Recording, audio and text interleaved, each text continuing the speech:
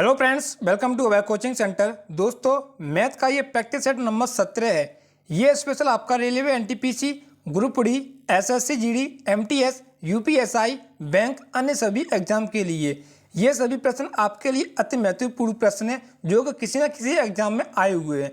तो चलिए वीडियो को शुरू करते हैं बिना देर किए हुए। पहला प्रश्न आपकी स्क्रीन पर है। यह प्रश्न आपका आरआरबी एनटीपीसी 2016 में आया हुआ प्रश्न है। तो उम्मीद करता हूँ आप सभी लोगों को वीडियो ये पसंद आएगी, तभी आप इस चैनल को सब्सक्राइब करना और नोटिफिकेशन बेल को ऑन करना। तो पहला प्रश्न है, एक त्रिभुज के कोणों का अनुपात 2:4:3 है, तो त्रिभुज के सबसे छोटे कोण तथा सबसे बड़े कोण का योग क्या होगा, ये हमें बताना है। तो देखिए कैसे करेंगे। त्रिभुज के 3 कोण हैं, ए बी सी। अब इनका हमें अनुपात दे रखा है। कितना दिया है? 2:4:3। हमें पता है त्रिभुज के तीनों कोणों का योग कितना होता है? 180 होता है। तो पहला कोण कितना है? 2, दूसरा कोण कितना? 4, तीसरा कोण कितना? 3। तो इन तीनों का योग कितना हो जाएगा? 9। और त्रिभुज के तीनों कोणों का योग कितना होता है? 180 डिग्री होता है। तो एक किसके बराबर होगा? तो 180 अपॉन में आ जाएगा 9। 9 से 18 कट जाएगा 2 बार। तो एक किसके बराबर होगा? 20 डिग्री के बराबर होगा। अब प्रश्न में आगे क्या कह रहा है? तो त्रिभुज के सबसे छोटे तथा सबसे बड़े कोण का योग। त्रिभुज का सबसे छोटा कोण कितना है? 2। और त्रिभुज का सबसे बड़ा कोण कितना है? 4। 4 और 2 यानी कि इन दोनों का योग। तो आपस में इन दोनों को क्या करेंगे? जोड़ देंगे। 4 और 2 कितना हो जाएगा? 6। 6 ना होके ये इसका 20 गुना हो जाएगा। तो कितना हो जाएगा? 120 डिग्री। तो त्रिभुज के सबसे छोटे कोण तथा सबसे बड़े कोण का योग कितना हो जाएगा? 120 डिग्री हो जाएगा। किस ऑप्शन में है? ऑप्शन नंबर ए में है। उम्मीद करता हूँ आप सभी लोगों का आंसर भी इतना ही आया होगा। अगर आपसे एग्जाम में ये पूछ लेता कि सबसे छोटा कोण कितना होगा, तो सबसे छोटा कोण कितना है? 2। तो 2 ना होके ये आपका 20 गुना हो जाता। कितना हो जाता? 40। और ये भी पूछ सकता था कि सबसे बड़ा कोण, तो सबसे बड़ा कोण कितना? 40। 4 का 20 गुना हो जाता। कितना हो जाता? 80 हो जाता। अब इस प्रश्न को जल्दी कैसे करेंगे, यानी कि इतनी कैलकुलेशन ना करके हम इस प्रश्न को प्रश्न में खत्म कर देंगे। अब वो कैसे खत्म करेंगे वो मैं आपको बताता हूँ। हमें पता है त्रिभुज के तीनों कोणों का योग कितना होता है? 180 डिग्री होता है। यहाँ में तीनों कोणों का क्या दिया है? रेशियो 2, 4, 3। टोटल कितना हो जाएगा? 9। 9 किसके बराबर हो जाएगा? 180 के बराबर। एक किसके बराबर हो जाएगा? 20 के बराबर। हमें पता है सबसे छोटा कोण कितना है? 2। और सबसे बड़ा कोण कितना है? 6। इन दोनों का योग पूछा है, दोनों को जोड़ दिया। कितना हो जाएगा? 6। तो 6 ना होके ये इसका 20 गुना हो जाएगा। कितना हो जाएगा? 120 डिग्री हो जाएगा। ऑप्शन नंबर ए आपका करेक्ट आंसर हो जाएगा। नेक्स्ट प्रश्न देखते हैं। आप लोगों को वीडियो पसंद आए तभी वीडियो को लाइक करना और अपने फ्रेंड्स के साथ शेयर करना। बहुत ही अच्छा प्रश्न है, सभी लोगों से अच्छे से पढ़ेंगे और इसका आंसर कमेंट बॉक्स में बताने की कोशिश करेंगे। ए तथा बी, ए बी की तुलना में 3 गुना बेहतर कामगार है और इसलिए वह कोई कार्य बी की तुलना में उससे 40 दिन कम अवधि में कर सकता है। दोनों मिलकर वही कार्य कितने दिनों में कर सकते हैं? टाइम एंड वर्क का प्रश्न है। हमसे क्या निकालना है? दोनों मिलकर वही कार्य कितने दिनों में कर सकते हैं। तो सबसे पहले हम क्या करेंगे? ए और बी के कितने दिनों में काम कर सकते हैं वो पहले निकालेंगे। तो हमको इस प्रश्न क्या करिए? घुमा दिया गया है। प्रश्न वही है, बस इसमें थोड़ा हटके जोड़ दिया गया। अब क्या देखेंगे? देखिए, ए है वो बी की तुलना में 3 गुना बेहतर कामगार है। ए और बी, तो माना बी कितना काम करता है? एक्स। तो ए से कितना करता है? 3 गुना। तो ए कितना करेगा? 3x करेगा।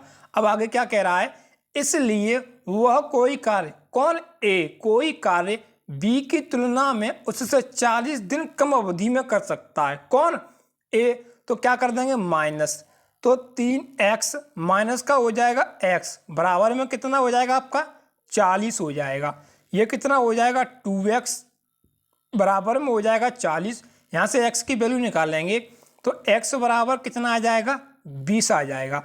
तो b कितना काम करेगा? किसी काम को कितने दिन में कर देता है? 20 दिन में। अब a का मान निकाल लेंगे तो यहाँ पर a का मान रख देंगे। कितना आ जाएगा? a का मान कितना आ जाएगा? 60 आ जाएगा। एक काम करो, अब वो आपका वही वाला प्रश्न बन गया। ए किसी काम को 60 दिन में करता है और बी उसी काम को 20 दिन में करता है, तो दोनों मिलकर उसी कार्य को कितने दिनों में कर सकती है। अब कैसे करेंगे वो आपको पता ही होगा। ए कितने दिन में कर देता है 60 दिन में, और बी कितने दिन में कर देता है 20 दिन के। और 20 और 60 का क्या ले लेंगे एलसीएम, कितना हो जाएगा 60। अब यहाँ से क्या निकाल लेंगे, ए की इफिशियंसी यानी कार्य क्षमता कितनी आ जाएगी 1, बी की इफिशियंसी कितनी आ जाएगी 3। अब ए प्लस बी दोनों मिलकर के काम करती है। ए कितना करता है 1 और बी कितना करता है 3, 3 और 1 कितना हो जाएगा 4 काम हो जाएगा 1 दिन में। तो 60 काम को कितने दिन में कर देंगे, तो 60 में 4 से भाग दे देंगे, कितनी बार जाएगा 15 बार जाएगा। तो दोनों मिलकर उसी कार्य को कितने दिन में समाप्त कर देंगे, 15 दिन में समाप्त कर देंगे। ऑप्शन नंबर सी आपका करेक्ट आंसर हो जाएगा। उम्मीद करता हूं आप सभी लोगों का आंसर भी इतना ही आया होगा। चलते हैं नेक्स्ट प्रश्न की ओर। दो संख्याओं का लघुत्तम समावर्तक यानी कि एलसीएम उनके महत्तम समावर्तक यानी कि एचसीएफ का 4 गुना है, साथ ही उन दोनों का योगफल 125 है। किसका, एलसीएम और एचसीएफ का योग कितना 125 है। तथा अनुसार यदि एक संख्या 100 है तो दूसरी संख्या कितनी होगी ये हमें बताना है। हमें फॉर्मूला पता होता है एलसीएम गुणा में होता है एचसीएफ, बराबर में होती है आपकी पहली संख्या गुणे होती है दूसरी संख्या। हमें पहली संख्या दे रखी है, दूसरी संख्या पूछी है, तो हम यहाँ से क्या करेंगे एलसीएम और एचसीएफ का मान निकाल लेंगे। तो देखिए एलसीएम जो है उनके महत्तम समावर्तक का 4 गुना है, यानी कि एलसीएम किसके बराबर है, एचसीएफ के 4 गुने के बराबर है। अब आगे क्या कह रहा है, साथ ही उन दोनों का योग यानी कि एलसीएम प्लस एचसीएफ का योग हमें प्रश्न में कितना दे रखा है 125 दे रखा है।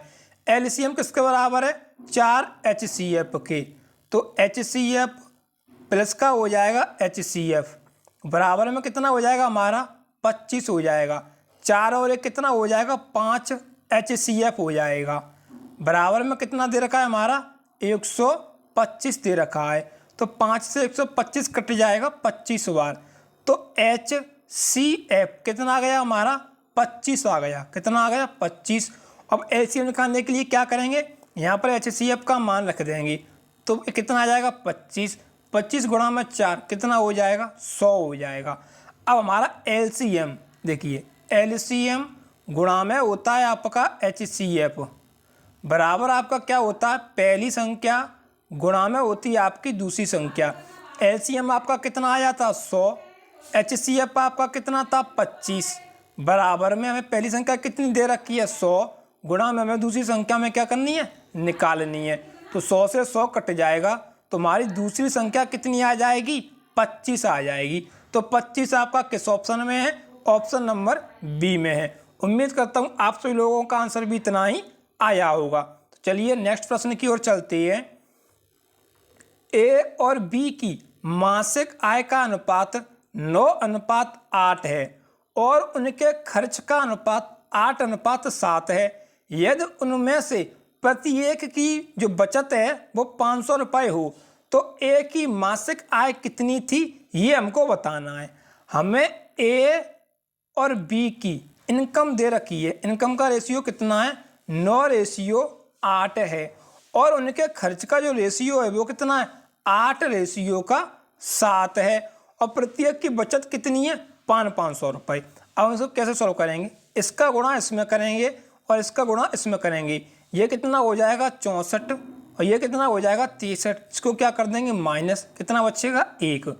अब देखिए उनमें से प्रत्येक की बजट कितनी है बचत 500, तो एक किसके बराबर है 500 के बराबर है। अब क्या कह रहा है, तो एक की मासिक आय कितनी है, एक की मासिक जो इनकम है वो कितनी है 9 है, एक किसके बराबर है 500 की, तो 9 किसके बराबर होगा 9 गुणा में 500 कितना हो जाएगा 4500 के बराबर हो जाएगा। जो एक की मासिक आय है वो कितनी है 4500 रुपये, किस ऑप्शन में है, ऑप्शन नंबर सी में है। आप सभी का इतना ही आंसर आया होगा। तो चलिए नेक्स्ट प्रश्न की ओर चलते हैं। ये प्रश्न आपका एसएससी जीडी फरवरी 2019 में आया हुआ प्रश्न है। यदि ए बी से 20% कम है तो 2b माइनस का a अपॉन में a का मान क्या होगा ये हमें बताना है। क्या कह रहा है, जो a है वो b से कितना कम है, 20% कम है। तो माना b कितना है, 100% है। तो a से कितना कम है, 20। तो 100 का 20% कितना हो जाएगा, 20 क्या हो जाएगा कम। तो a कितना होगा, 80 होगा। यहाँ से 0 से 0 कट जाएगा, 2 से 4 से 2 से ये कट जाएगा 4 बार, और 2 से ये 10 कट जाएगा 5 बार। अब a कितना आ गया 4, b कितना आ गया 5। यहाँ पर a b का मान रख देंगे। तो 2b का मान कितना है 5 माइनस का a कितना है 4 अपॉन में a कितना 4। 5 दूनी हो जाएगा 10 और माइनस का 4 कितना बचेगा 6 अपॉन में हो जाएगा 4। 2 से काट देंगे कितना आ जाएगा 3 अपॉन में 2 आ जाएगा। किस ऑप्शन में आपका, ये ऑप्शन नंबर बी में। तो यह क्या हो जाएगा आपका करेक्ट आंसर हो जाएगा। उम्मीद करता हूं आप सभी लोगों का आंसर भी इतना ही आया होगा। नेक्स्ट प्रश्न देखते हैं, परसेंटेज का है, बहुत ही अच्छा प्रश्न है। एक परीक्षा में 1100 लड़के और 900 लड़कियों ने भाग लिया। उनमें 50% लड़के और 40% लड़कियां परीक्षा में उत्तीर्ण हुई तथा अनुसार अनुत्तीर्ण परीक्षार्थियों का प्रतिशत कितना रहा ये हमें बताना है। हमें लड़के और लड़कियों का रेशियो दिया है। लड़के कितने दिए हमें 1100 और लड़कियां कितनी दी हैं 900। तो उस परीक्षा में टोटल कितने विद्यार्थी हैं, आप कहेंगे सर 2000 विद्यार्थी हैं, जिसमें से 1100 लड़के हैं 900 लड़कियां। अब वो क्या कह रहा है इसमें, उनमें से 50% लड़के कैसे हैं, पास होती हैं। तो 1100 का 50% यानी कि आधा कितना हो जाएगा, आप कहेंगे सर 550 हो जाएगा। अब आगे क्या कह रहा है, लड़कियों का 40% यानी 900 का 40%, 900 का 40% कितना हो जाएगा, जब आप उसको निकालेंगे तो कितना आ जाएगा आपका 360 आ जाएगा। अब लड़के कितने पास होते हैं 550, लड़कियां कितनी पास होती हैं 360। अब क्या करेंगे, इन सभी को जोड़ देंगे। तो 0 6 और 5 हो जाएगा 11, 3 और 5 हो जाएगा 8 और 1 9। 2000 विद्यार्थियों में से 910 विद्यार्थी पास होते हैं। अब फेल कितने होते हैं, तो 2000 में से माइनस का कर देंगे 910, तो कितना आ जाएगा आपका 1090 आ जाएगा। अब हमें क्या निकालना है, कितने विद्यार्थी अनुत्तीर्ण हुए उसका प्रतिशत निकालना है। टोटल विद्यार्थी कितने हैं 2000, फेल कितने हुए 1090। अब इसका क्या निकालना है प्रतिशत। तो क्या करेंगे 1090 में भाग देंगे 200 से, और हमें चाहिए प्रतिशत में तो गुणा कर देंगे 100 से। तो इस 3 जीरो से ये 3 जीरो कट जाएगा, दूसरे इसको काटेंगे 2 पंजा हो जाएगा 10, 4 दूनी हो जाएगा 8, यहाँ से पॉइंट लगाएंगे ये हो जाएगा 5। कितना आ गया 54.5% विद्यार्थी ऐसे हैं जो परीक्षा में कैसा होता है अनुत्तीर्ण यानी कि फेल होती है। ऑप्शन नंबर डी आपका करेक्ट आंसर हो जाएगा। नेक्स्ट प्रश्न देखते हैं, बहुत ही अच्छा प्रश्न है, यह आपका एसएससी जीडी में आया हुआ प्रश्न में 64 की धनात्मक गुणनखंड कितनी है ये हमें बताना है। कोई भी संख्या हो और उसका हमें धनात्मक गुणनखंड निकालना हो तो आपको कुछ नहीं करना है। तो आप जो है पहली संख्या यानी 1 से शुरुआत करेंगे और उसका तब तक 2 गुना करेंगे जब तक वो संख्या ना आ जाए। अब 1 का 2 गुना कितना हो जाएगा 2, 2 का 2 गुना हो जाएगा 4, 4 का 2 गुना हो जाएगा 8, 8 का 2 गुना हो जाएगा 16, 16 का 2 गुना हो जाएगा 32, 32 का 2 गुना हो जाएगा 64। अब हमसे क्या पूछा है धनात्मक गुणनखंड। तो 64 के कितने गुणनखंड है 1 2 3 4 5 6 7 गुणनखंड है। तो 64 की धनात्मक कितनी गुणनखंड हो गई 7 गुणनखंड हो गई। ऑप्शन नंबर सी आपका करेक्ट आंसर हो जाएगा। नेक्स्ट प्रश्न देखते हैं, बहुत ही अच्छा प्रश्न है। कपड़े का मूल्य 25% कम कर देने पर उसकी बिक्री की मात्रा में 20% की वृद्धि हो गई थी तथा अनुसार दुकान की सकल प्राप्ति पर क्या प्रभाव पड़ा ये मैं बताना है। पहले हम इसको बेसिक से देखेंगे, उसके बाद मैं आपको इस प्रश्न को ट्रिक से भी कराऊंगा। तो देखिए पहला कितना दिया 25%। 25% को जब भिन्न में चेंज करेंगे तो हमें कितना मिलेगा, आपका आंसर 1/4 मिलेगा। अब इसमें क्या हो रहा है, ये कमी हो रही है। तो हमेशा जो हर वाली संख्या होती है वो आपकी कैसी होती है, मूल संख्या यानी वास्तविक संख्या होती है। अब 4 का 25% कितना आया है, 1। और पहले वो संख्या कितनी थी, 4। अब इसमें क्या कर दी गई, 1 की कमी कर दी गई, तो कितनी हो गई, अब 3 हो गई। आगे क्या कह रहा है, और बिक्री की मात्रा में 20% की वृद्धि हो गई।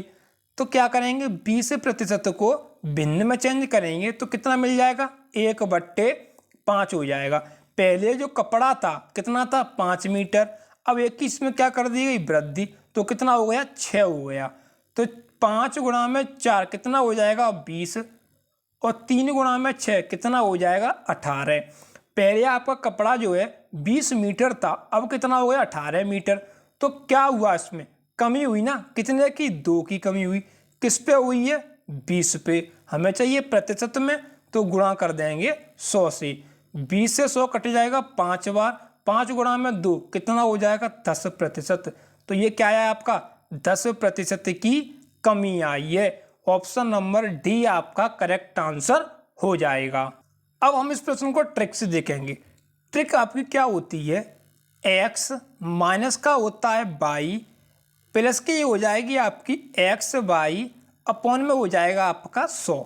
x कितना आपका 25, माइनस का हो जाएगा 20, प्लस 20 गुणा में हो जाएगा आपका 25, और अपॉन में आ जाएगा 100। 25 माइनस का 20 कितना बचेगा, 5, प्लस 25 से 100 कट जाएगा 4 बार, 4 से ये कट जाएगा 5 बार, कितना आ गया, 5। 10% की कमी हो गई। आप लोगों को वीडियो पसंद आई हो, हेल्पफुल लगी हो, तो वीडियो को लाइक कर दें, शेयर कर दें, चैनल को सब्सक्राइब कर लें, साथ ही नोटिफिकेशन बेल को ऑन कर लें, जिससे कि आने वाली हमारी लेटेस्ट वीडियो का नोटिफिकेशन आप लोगों को मिल जाए सबसे पहले। तो मिलते हैं नेक्स्ट वीडियो में, तब तक के लिए जय हिंद, जय Bharat, Vande Mataram. Thanks for watching.